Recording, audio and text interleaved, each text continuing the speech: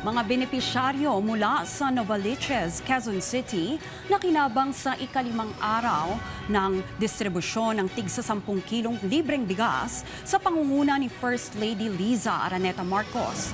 Layo ng programa na makapagbigay ng agarang tulong sa pamilyang Pilipino at masuportahan ang mga lokal na magsasaka. Si Jana Madrid sa sentro ng balita.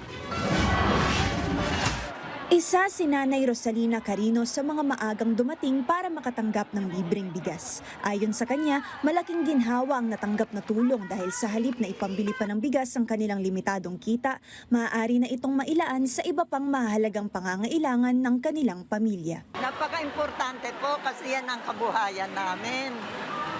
Kung wala yung bigas, wala kaming pagkain. Ganito rin ang naging pahayag ng senior citizen na si Rosemary Sava, 68 anyos. Paglalahad niya, nagpapasalamat siya sa unang ginang sa libreng bigas na natanggap. Malaki pong bagay sa katulad naming mahirap, katulad naming matatanda na hindi na kami makatulong.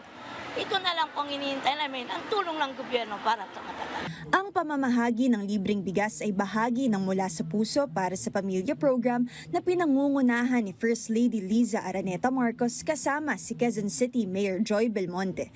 Layo nito na magbigay ng agarang tulong sa mga pamilyang nangangailangan habang sinusuportahan din ang mga lokal na magsasaka sa pamamagitan ng pagbili ng kanilang ani. Today we are happy because natapos na yung first tranche ng lahat.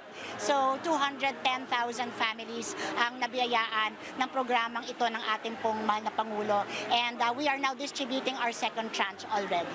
Habang patuloy na hinaharap ng maraming pamilya ang pagtaas ng gastusin sa araw-araw, umaasa ang pamahalaan na sa pamamagitan ng mga programang tulad nito ay mababawasan ang pasanin ng mas maraming Pilipino. Sa pamamagitan ng koordinasyon ng Office of the President at ng pamahalang lungsod ng Quezon City, patuloy ang pamamahagi ng libreng bigas sa iba't ibang barangay para mas marami pang residente ang makinabang sa programa.